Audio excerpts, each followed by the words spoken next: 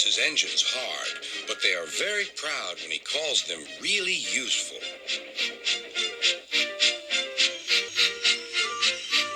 I'm going to the scrapyard today, Edward called to Tom. What, already? You're not that old, replied Thomas cheekily. Thomas was only teasing.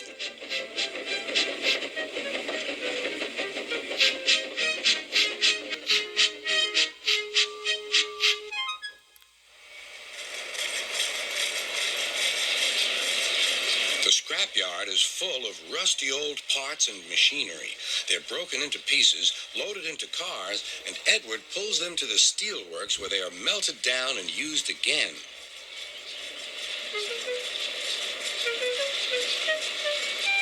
Today, there was a surprise waiting for Edward in the yard. It was a traction engine. "Hello," said Edward. "You're not broken and rusty. What are you doing here?" "I'm Trevor. They're going to break me up next week." "What a shame," said Edward. "My driver says I only need some paint, polish, and oil to be as good as new, but my owner says I'm old-fashioned." Edward snorted.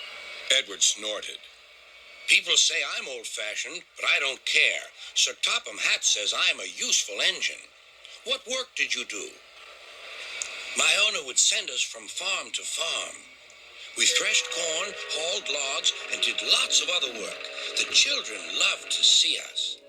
Trevor shut his eyes, remembering.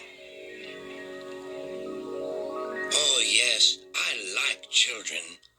Edward set off for the station. "Broken up, what a shame. Broken up, what a shame. I must help Trevor. I must." He thought of all his friends who liked engines, but strangely, none of them would have room for a traction engine at home. It's a shame, he hissed. Then, beep, beep. Why didn't I think of him before? There on the platform was the very person.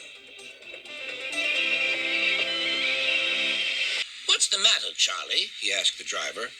"There's a traction engine in the scrapyard, Vicar. He'll be broken up next week. Jem Cole says he never drove a better engine." "Do save him, sir. He saws wood and gives children rides." "We'll see," replied the vicar.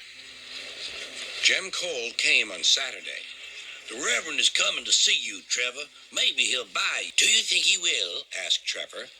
"He will when I've lit your fire and cleaned you up."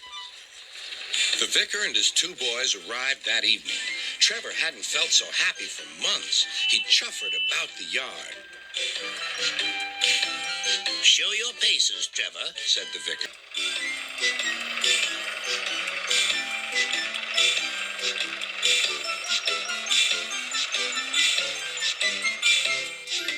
Later, he came out of the office smiling. "I've got him cheap, Jem, cheap." "Do you hear that, Trevor?" cried Jem. "The Reverend saved you, and you live at the vicarage now." "Beep, beep," whistled Trevor. Now Trevor's home is in the vicarage orchard, and he sees Edward every day.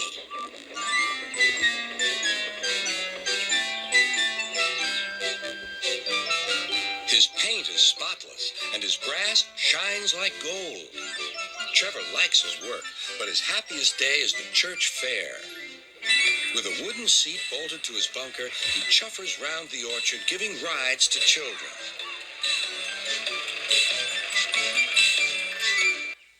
Long afterward, you'll see him shut his eyes, remembering. "I like children," he whispers happily.